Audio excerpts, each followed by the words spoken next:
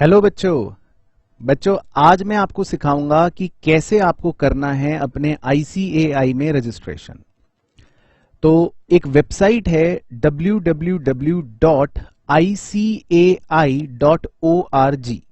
जो मैंने डिस्क्रिप्शन में भी मेंशन कर रखा है, www.icai.org। बच्चों, ये वेबसाइट हमारे इंस्टीट्यूट की ऑफिशियल वेबसाइट है जहां पर आपको सारी जानकारी मिलती है और कभी भी अपने फ्री टाइम पे आप चाहो तो इस वेबसाइट को पूरा अच्छे से एक्सप्लोर करो, जा के देखो किस टैब में क्या है, सारी इंफॉर्मेशन आपको यहां से मिल जाएगी। तो अब आपको इस वेबसाइट से कैसे करना है अपना ऑनलाइन रजिस्ट्रेशन, क्योंकि रजिस्ट्रेशन की प्रक्रिया बच्चों ऑनलाइन है। उसके बाद जब आपको एग्जाम देने जाना होगा वो बच्चों सब ऑफलाइन आपके अपने अपने शहरों में सेंटर हैं, आप कहीं पर भी दे सकते हो, उसकी कोई चिंता नहीं है। लेकिन रजिस्ट्रेशन कैसे करना है हम इसमें सीखते हैं। तो बच्चों जैसा कि आप देख रहे हैं इस ऑफिशियल वेबसाइट पर आप जाएंगे, जब देखेंगे तो ये पेज आपका होम पेज ओपन हो जाएगा इस प्रकार से। तो आपको इसके सबसे ऊपर के टैब में जहां लिखा है ई सर्विसेज उस पर अपना कर्सर लाना है या उसको क्लिक करना है, जिसमें आप देखेंगे स्टूडेंट्स सर्विसेज लिखा है, स्टूडेंट्स सर्विसेज। तो आपको जाना है स्टूडेंट सर्विसेज पर। तो आप स्टूडेंट सर्विसेज पर क्लिक करेंगे बच्चों, तो आपको यहां पर ये अलग से नीचे ऑप्शंस लिखे हुए नजर आ जाएंगे। अब क्योंकि आप सभी बच्चे या तो अभी क्लास 11th में हैं या क्लास 12th में हैं, तो आपके लिए जो ऑनलाइन प्रक्रिया है वो है ये वाली एंट्री लेवल फॉर्म्स। सबसे पहला ऑप्शन जिसके ब्रैकेट में लिखा है फाउंडेशन या इंटरमीडिएट डायरेक्ट, तो आप इस पर क्लिक कर देंगे। तो इस पर क्लिक करते ही आपकी ये इस तरह की एक विंडो ओपन हो जाएगी। अब इस विंडो को बच्चों बहुत ध्यान से देखना, कई बार बच्चे बाद में फंस जाते हैं। इसमें सबसे पहले तो ये लिखा है कि important note number 2 point, no change allowed after form submission. Form submit होने के बाद आप ये बिल्कुल मत कहना अरे सर मैं नाम में ये लगाना भूल गया था, मेरी 10th में मार्कशीट में तो ये है, यहां पर ये है, क्योंकि फिर बहुत दिक्कत होगी। फिर एफिडेविट सबमिट करो, नाम चेंज करवाओ और 100 तरह की फॉर्मेलिटी। तो इस फॉर्म को भरने से पहले, सबमिट करने से पहले 4 बार 10 बार make sure each and every detail सही भरी है, कोई गड़बड़ तो नहीं। अच्छा, अब इसमें क्या भरना है बच्चों, ये तो इसमें ऐसी डिटेल्स भरनी है जो बहुत ही बेसिक है। आप अपना सैल्यूटेशन भर देंगे, मिस्टर, मिसेज, मिस जो भी हैं। फर्स्ट नेम कंपलसरी है, मिडिल नेम ऑप्शनल है, लास्ट नेम ऑप्शनल है। उसके बाद male female, date of birth, email address, mobile number. अब यहां पर 2 बातें ध्यान रखना बच्चों, बहुत ही जरूरी, मैं बता देता हूं आपको। ईमेल एड्रेस और मोबाइल फोन आप अपना ही भरना, पापा का, मम्मी का, भैया का, दीदी का उनका मत भरना कि जी वो चले गए थे अब तो वो घर छोड़कर, अब मैं दुखी हो रहा हूं। आप अपना ही पर्सनल ईमेल और अपना ही मोबाइल नंबर इसमें भरना, क्योंकि ये बिल्कुल आपके आगे तक सेम चलता रहेगा। चेंज करवा सकते हैं लेकिन क्या फायदा, क्योंकि इसी मोबाइल नंबर और इसी मेल पर, ध्यान रखना बच्चों, इसी मोबाइल नंबर और इसी ईमेल पर आपको आपका रजिस्ट्रेशन नंबर भी आएगा। देखो ये लिखा है 2-3 दिन बाद सक्सेसफुल पेमेंट के बाद आपका इसमें OTP भी आएगा जब आपको लॉगिन करना पड़ेगा नेक्स्ट टाइम। तो अपना ईमेल भरोगे और OTP जो रहेगा वो भी आपके मोबाइल पर इसी पे आएगा। तो आप इस इंफॉर्मेशन को बड़ी ध्यान से भरना जो यहां पर हमको दे रखी है। तो जैसे ही आप OTP एंटर करेंगे और सबमिट करेंगे तो फिर वो आपसे इस तरह की चीज पूछेगा कि भाई type 7 characters as shown in the image. तो आप इसको टाइप करके सबमिट कर देंगे। जैसे ही आप इसको सबमिट करेंगे तो ये तुरंत ये विंडो दिखाएगा कि OTP sent to your registered mobile number and email ID, please validate OTP, यानी कि मोबाइल नंबर और ईमेल दोनों पर वो OTP चला गया है, अब उसको वैलिडेट करना पड़ेगा। तो मैंने जो OTP आया इंस्टीट्यूट से उसे यहां पर डाल दिया और उस OTP को डालते ही मैं कर दूंगा अब वैलिडेट OTP। और ध्यान रखना बच्चों, OTP जो है वो 14 से 15 मिनट में ही एक्सपायर हो जाता है। तो आपको फटाफट से OTP देखना है अपने मोबाइल नंबर पे जो आया, उसको यहां पे पुट करके वैलिडेट OTP पर क्लिक करना है। और जैसे ही आप OTP वैलिडेट करेंगे तो वो कह देगा कि भाई सब कुछ ठीक है, वैलिडेट हो गया है, अब सबमिट कर दो।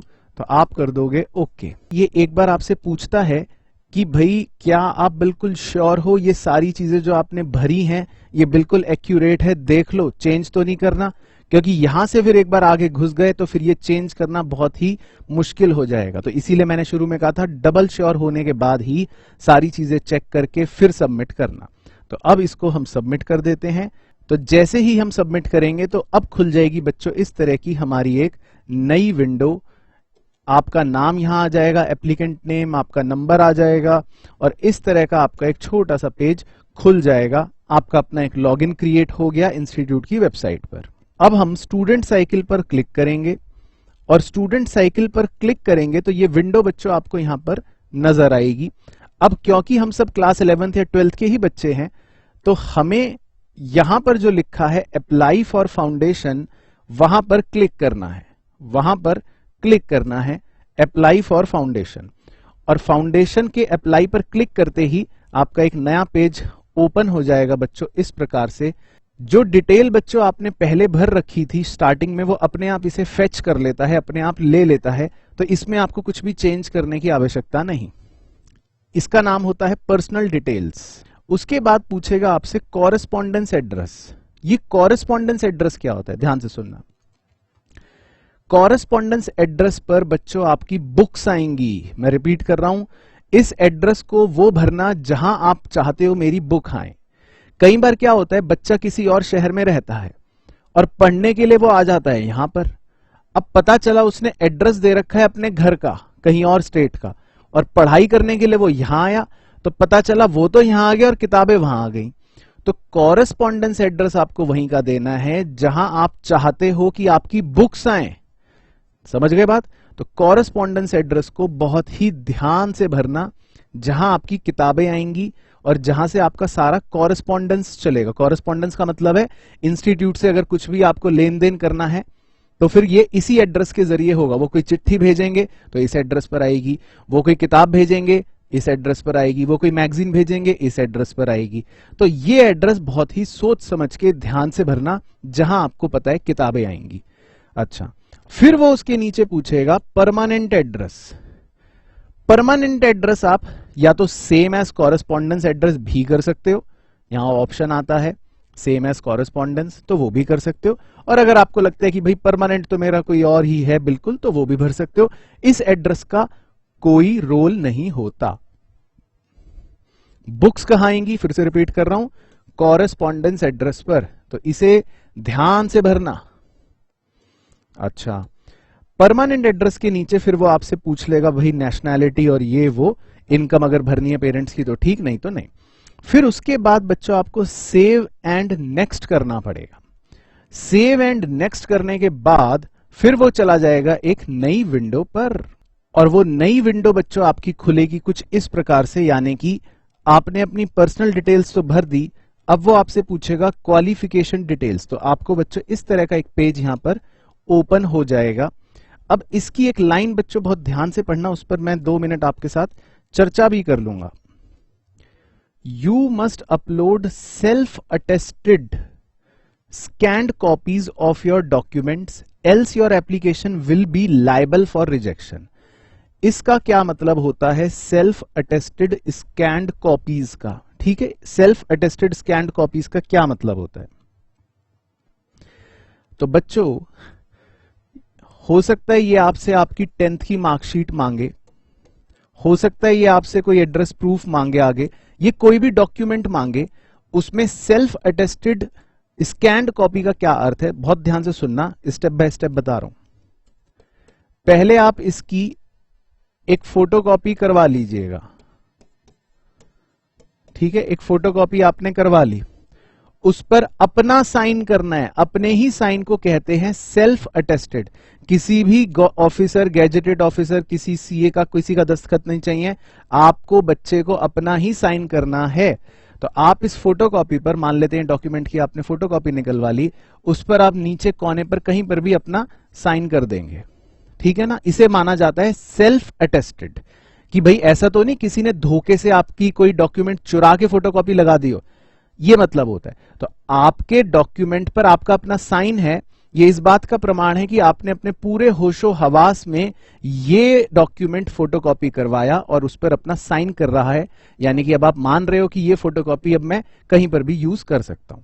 तो आपने इसको क्या कर दिया, साइन कर दिया। अब इसको स्कैन करना है। इसको स्कैन आप अपने स्कैनर से भी कर सकते हो, आजकल तो मोबाइल से भी हो जाता है, लेकिन किसी प्रॉपर साइबर कैफे में जाकर, या अगर आपके पास एक प्रॉपर स्कैनर प्रिंटर हो, उस पर अच्छे से स्कैन करना, क्योंकि जब ये स्कैन होगा तो इसके मेजरमेंट्स का भी बड़ा ध्यान रखना पड़ेगा, क्योंकि जब हमें इसे अपलोड करना पड़ता है बच्चों अभी वेबसाइट पर, तो आप देखेंगे इनके मेजरमेंट्स स्पेसिफिकली मेंशन्ड है। इसका फाइल का साइज स्पेसिफिकली मेंशन्ड है कि इससे ज्यादा की नहीं हो सकती ये फाइल, ऐसे डायमेंशंस होने चाहिए। तो इसीलिए प्रॉपर स्कैनर से किसी की मदद लेकर, प्रोफेशनल की, कि भैया मुझे इतने ही डायमेंशन में चाहिए, इतना ही इसका एमबी साइज रखना है, और उस हिसाब से अपने इस डॉक्यूमेंट को आप स्कैन करवा लेंगे। तो इस बात का हमें ध्यान रखना है। If student does not possess original marksheet, we alternatively accept internet downloaded statement of marks. सुना ध्यान से। कई बच्चे कहते हैं कि सर मेरे पास तो सर ओरिजिनल मार्कशीट अभी आई ही नहीं है। तो कोई दिक्कत नहीं है, इंटरनेट से डाउनलोड कर लो, लेकिन वो वाली स्कूल के प्रिंसिपल से अटेस्ट होनी चाहिए विद ए स्टैंप, बस। तो स्कूल के प्रिंसिपल के पास जाके उससे ठप्पा लगवा लो, तो भी वो मार्कशीट आपकी इंटरनेट वाली ओरिजिनल के बराबर ही मान ली जाएगी। बात समझ आई? या किसी प्रैक्टिसिंग चार्टर्ड अकाउंटेंट से उसके मेंबरशिप नंबर और सिग्नेचर के साथ उस पे ठप्पा लगवा लो। अगर आपके आस पड़ोस में कोई चार्टर्ड अकाउंटेंट साहब हो जो प्रैक्टिस करते हो, तो उनके पास जाइएगा कि साहब मेरी मार्कशीट पर ठप्पा लगा के दस्तखत कर दो और अपना मेंबरशिप नंबर जरूर लिख देना, तो वो भी फिर आपकी मार्कशीट चल जाएगी। अच्छा, kindly upload statement of marks and pass certificate in single file. समझे? ये बारीकियों का ध्यान रखना है अपलोड करते समय। बच्चे बाद में परेशान होते हैं कि सर अपलोड कर दी, वहां से रिजेक्शन आ गई, 10 दिन डिले। ध्यान रखना है, अपना स्टेटमेंट ऑफ मार्क्स और जो पासिंग सर्टिफिकेट है वो सिंगल फाइल में ही अपलोड करना है। If date of birth is not mentioned on the marksheet. भाई अलग अलग बोर्ड्स की अलग अलग तरह की मार्कशीट होती है, वो मुझे भी नहीं पता।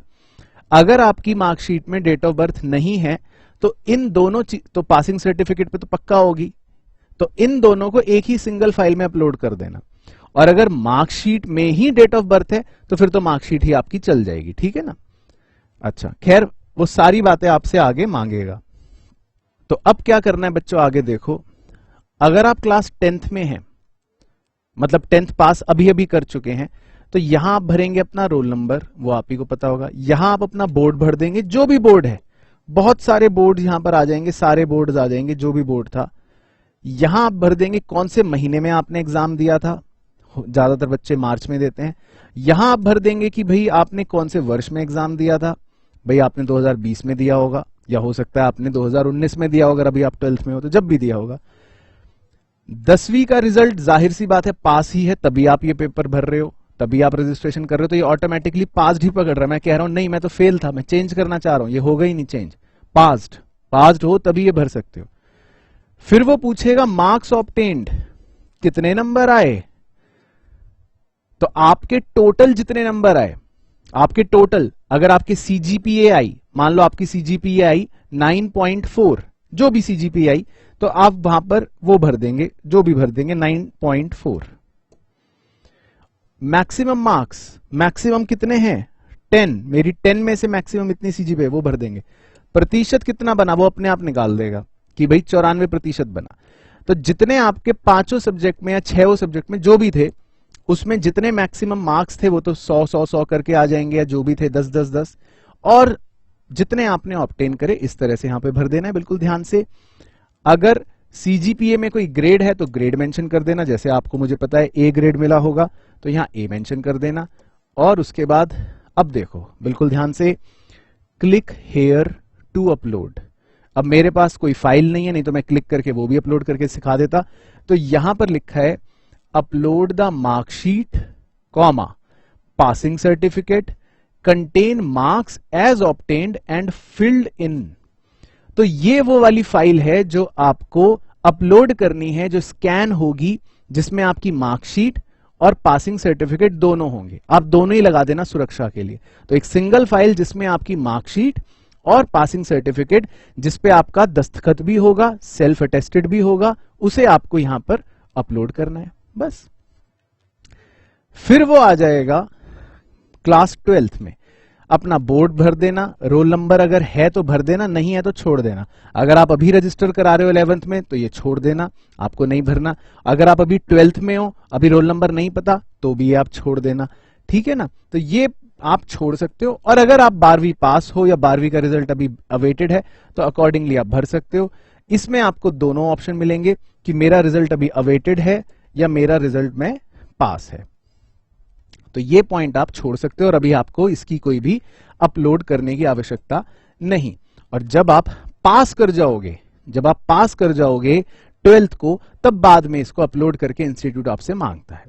तो खैर, ये सारी डिटेल्स भरने के बाद वो आपसे पूछेगा प्रोविजनल रजिस्ट्रेशन, तो आंसर ऑटोमेटिकली ही यस होगा, आप इसको बदल भी नहीं सकते। उसके बाद वो पूछेगा मीडियम ऑफ स्टडी मटेरियल, तो बच्चों अंग्रेजी या हिंदी, तो मैं यही मान के चल रहा हूं कि सभी बच्चे इंग्लिश ही भरेंगे ताकि हम पढ़ाई अपनी अंग्रेजी में कर सकें। तो यहां आप इंग्लिश को सिलेक्ट करके फिर सेव एंड नेक्स्ट पर क्लिक कर दीजिएगा। और अगले पेज पर, क्योंकि मैंने कोई अपलोडेशन तो करी नहीं है तो मैं नहीं जा सकता, तो अगला पेज देख रहे हो बच्चे, लास्ट पेज होगा जिसमें बस लिखा है आपकी पेमेंट डिटेल्स। तो आप इस पेज पर जाएंगे तो वो बस आपसे एक ऑनलाइन पेमेंट करवाएगा, जैसे ऑनलाइन शॉपिंग होती है, आप उसको ऑनलाइन पे कर देंगे। और इसकी एक रजिस्ट्रेशन फीस होती है, 9,000 रुपए तो रजिस्ट्रेशन के होंगे। 200 रुपए एडिशनल पूछेगा कि भाई स्टूडेंट जर्नल आपको चाहिए, मतलब मैगजीन, आप उसको यस भी कर सकते हो, नो भी कर सकते हो। हालांकि यस भी करोगे तो वो मैगजीन आपके घर आएंगी जो सीधा आप रद्दी में ही फेंकोगे, और नो करोगे तो वो मैगजीन आपके पास आएंगी नहीं।